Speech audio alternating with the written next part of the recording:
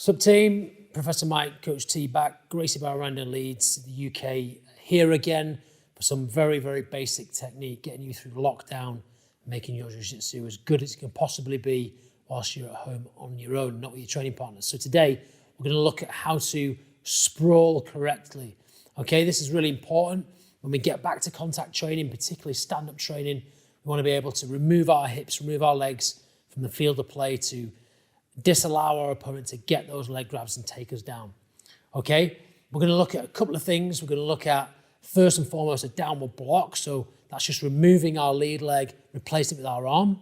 Okay, then we're going to move to a sprawl to the knees, and then a level 1 sprawl, I would call it, and then a level 2 complete sprawl to the hip. Okay, so the downward block. Okay, Coach T's going to take his kind of wrestling stance. He's got 1 foot forward, 1 foot back. Okay, arms out, ready to grip. And this happens when someone shoots in for that lead leg.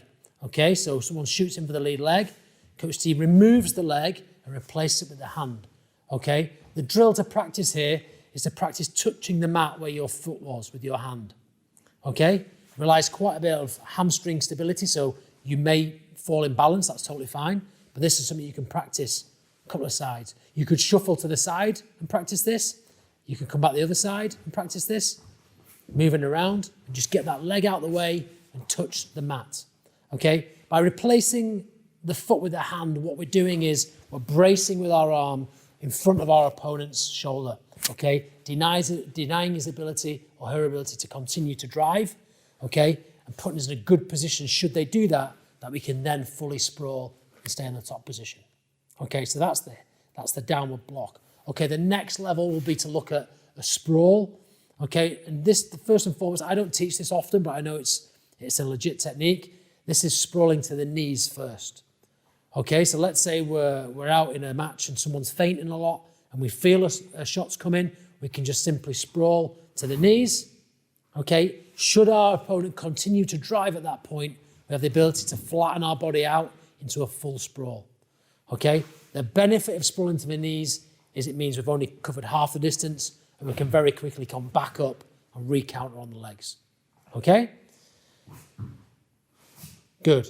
The next technique we're going to look at is what I call the level 1 sprawl. Okay, similar to breaking down the bridge. This just is a simplified version of the sprawl technique. Okay, a great thing for our little champions to practice, or for anyone new to jiu-jitsu.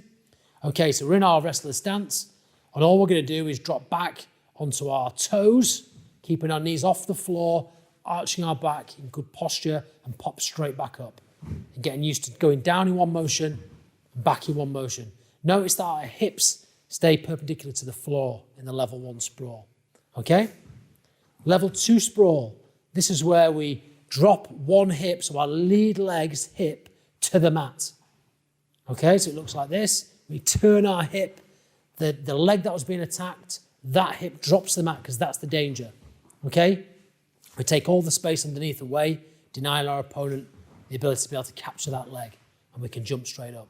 Okay? And you can play around with this. You can drill the downward block into a sprawl, a downward block sprawl to the knees, a level 1 sprawl to a level 2 sprawl. It's a great workout. It's going to get you fit. It's going to keep you active during lockdown and get you used to being super sharp on the feet. Okay? Thanks, Coach T. Great training. Well done, everyone. Good luck at home. Give us a shout if you need any help. Take care.